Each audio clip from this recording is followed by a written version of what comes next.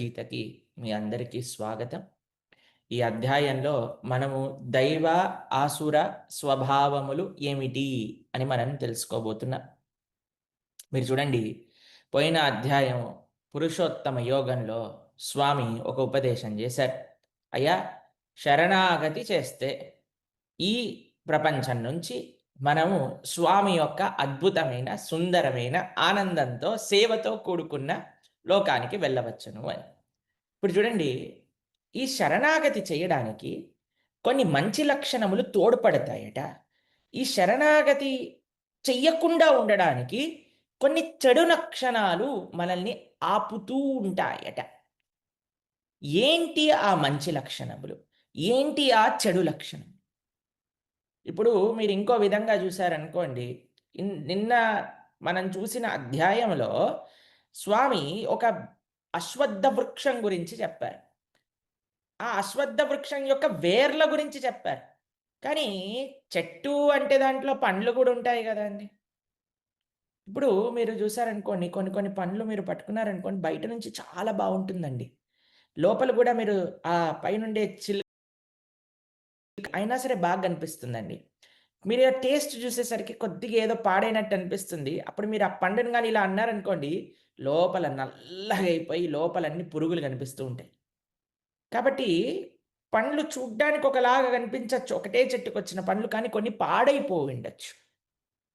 అలా ఈ రోజు మనం చూసుకునే అధ్యాయము ఏంటి అంటే, దైవ, అసుర స్వభావములు.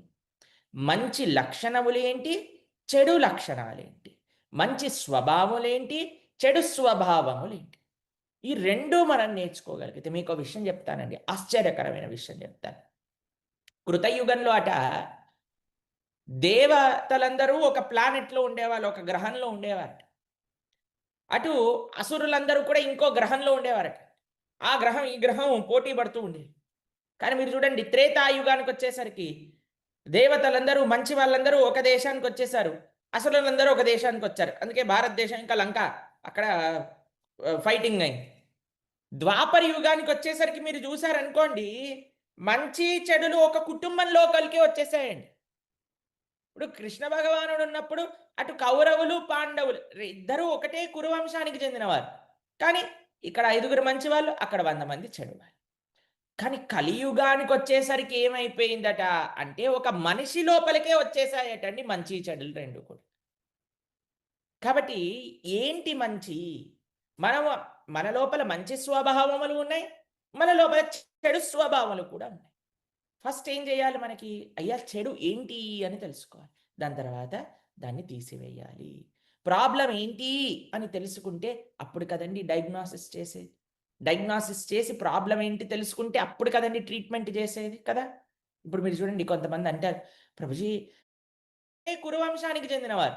కానీ ఇక్కడ 5గురు మంచివాళ్ళు, అక్కడ 100 మంది చెడువాళ్ళు. కానీ కలియుగానికొచ్చేసరికి ఏమైపోయిందట అంటే, ఒక మనిషి లోపలికే వచ్చేసాయటండి మంచి చెడులు 2 కూడా. కాబట్టి ఏంటి మంచి? మనము మన లోపల మంచి స్వభావములు ఉన్నాయి. మన లోపల చెడు స్వభావాలు కూడా ఉన్నాయి. ఫస్ట్ ఏం చేయాలి మనకి? అయ్యా, చెడు ఏంటి అని తెలుసుకోవాలి. దాని తర్వాత దాన్ని తీసివేయాలి. ప్రాబ్లమ్ ఏంటి అని తెలుసుకుంటే అప్పుడు కదండీ డయాగ్నోసిస్ చేసేది. డయాగ్నోసిస్ చేసి ప్రాబ్లమ్ ఏంటి తెలుసుకుంటే అప్పుడు కదండీ ట్రీట్మెంట్ చేసేది కదా! ఇప్పుడు మీరు చూడండి, కొంతమంది అంటారు, ప్రభుజీ అసలు ఏం ప్రాబ్లమ్ ఉందో ఏంటో తెలీదు ప్రభుజీ. అసలు ఎన్ని మాత్రలేసినా సరే సాల్వ్ అవ్వట్లేదు. అసలు ఏం ప్రాబ్లమ్ ఉందో చెప్పలేకపోతున్నారు డాక్టర్లు అంటారు. అప్పుడు దాన్ని ట్రీట్ చేయలేం గదండీ! కాబట్టి భగవానుడు మన పైనుండే ప్రేమతో మనం మంచి దారిలో ఉండాలి అనే ఒక సంకల్పముతో ఈ అధ్యాయంలో చెడు లక్షణములేంటి, మంచి లక్షణములేంటి అని మనకి విభజన చేసి, అయ్యా వీటిని పెంపొందించుకో, వీటి నుంచి దూరంగా ఉండు అని మనకు ఉపదేశం చేస్తున్నారు.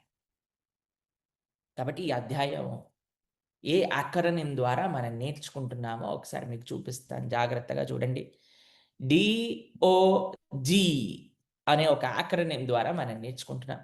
డి అంటే డివైన్ ఆర్ డెమోనియాక్, అంటే దైవీ గుణములు లేదా ఆసురీ గుణములు.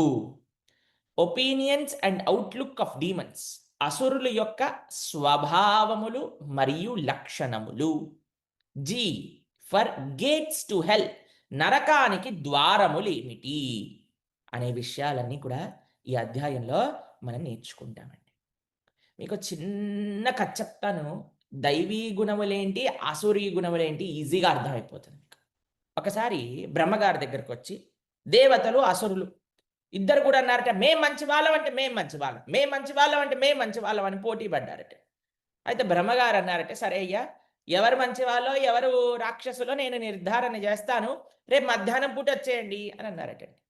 సరే అని మరుసటి రోజు మధ్యాహ్నం పూట అసురులందరూ వచ్చారట, దేవతలందరూ వచ్చారట. బ్రహ్మాండంగా పెద్ద పెద్ద ఇస్తరాకులు వేసి, మామూలు ఇస్తరాకులు కాదండి, బంగారంతో చేసిన ఇస్తరాకులు వేశారటండి దేవతలందరికీ, అసురులందరికీ కూడా వేసేసి పంచభక్ష పరమాన్నాలు అంటారు కదండి, భలే భలే పెట్టారండి. ఈరోజు ద్వాదశి కాబట్టి మాట్లాడుకోవచ్చండి. చక్కగా అన్నం పెట్టి దానిపైన నెయ్యి వేసి అప్పుడే పెట్టిన ఆవకాయలు ఇంతింత పెద్ద పెద్ద మామిడికాయ ముక్కలతో వేసి పక్కన చక్కగా సాంబార్ పెట్టి దాని తర్వాత అసలు ఇంతింత పెద్ద పెద్ద బూందీ లడ్డూలు పెట్టారటండి, అరసలు, చకినాలు, అప్పలు, అసలు ఏవేవి కావాలంటే అవన్నీ అన్నీ కూడా పెట్టారట. వాళ్ళు అనుకున్నారట, అబ్బా అబ్బా అబ్బా ఎంత బ్రహ్మాండం, అసలు ఈరోజు భోజనం మహా అద్భుతంగా ఉండబోతుంది. అప్పుడు బ్రహ్మగారు వచ్చారట, అయ్యా మీకు ఒక చిన్న పరీక్ష ఉన్నది. భోజనం బాగానే ఉన్నది, కానీ బ్రహ్మగారు ఏం చేశారట, అందరి చేతులకి కూడా ఇలా కర్రలు కట్టారటండి. కర్రలు తాడుతో కట్టేశారట. ఇలా అయిపోయి చేతులన్నీ కూడా. ఇప్పుడు ఇలా ఉన్నప్పుడు ఎలా తింటారండి? ఇలా తిని ఇలా నోట్లో ఎలా పెట్టుకుంటారు? స్ట్రెయిట్‌గా ఉంది కదా!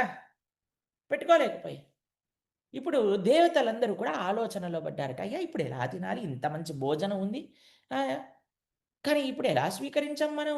అలా ఆలోచించారట. ఆలోచించి వెంటనే ఏం చేశారట తెలుసా అండి? చక్కగా అన్నంలో నెయ్యి పైన చక్కగా మామిడికాయ పచ్చడి, దాని తర్వాత పప్పు అన్నీ మంచి కలిపి పక్కనుండే వడియాలన్నీ కూడా పెద్ద ముద్ద, ఇంత ముద్ద చేసి ఏం చేశారట, ఇలా అని పక్కన దేవత నోట్లో పెట్టారట. ఆయన ఒక మంచి ముద్ద కలిపారట. కలిపి పక్కన వాడి నోట్లో పెట్టారట. ఇలా సర్కిల్‌లో అందరూ ఒకళ్ళు ఇంకొకళ్ళ నోట్లో, ఒకళ్ళు ఇంకొక నోట్లో, ఒకళ్ళు ఇంకొక నోట్లో పెట్టుకొని అందరూ బ్రహ్మాండంగా తినేసారట. లడ్డూలైతే ఇంతింత పెద్ద పెద్ద బూందీ లడ్డూలు ఇలా సాఫ్ట్‌గా అప్పుడే ఫ్రెష్‌గా చేసి చుట్టారట. కాజులన్నీ కనిపిస్తున్నాయట. ఇలాయచీ పొడి అన్నీ వితౌట్ ఆర్టిఫిషియల్ కలర్స్ బ్రహ్మాండంగా చేశారట. ఆహాహాహా! ఒక్కొక్కళ్ళు లడ్డూలు తినిపిస్తుంటే వాళ్ళు అసలు ఎంత ఆనందపడిపోయి, ఎంత తృప్తి పడిపోయారట. ఇదొక హాల్‌లో నడుస్తుంది.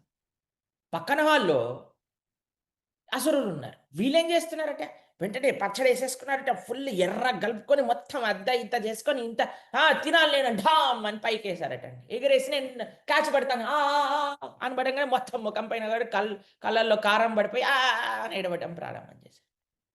ఇక్కడ బ్రహ్మగారు అక్కడ చూసి ఇక్కడికొచ్చేసరికి మొత్తం అన్ని చోట్ల గందరగోళం. లడ్డూలు కొన్ని సీలింగ్‌కి, ఒకళ్ళ ముఖానికి, ఇక్కడ అక్కడ పడిపోయి అంత గందరగోళం అయిపోయిందట. ఇదే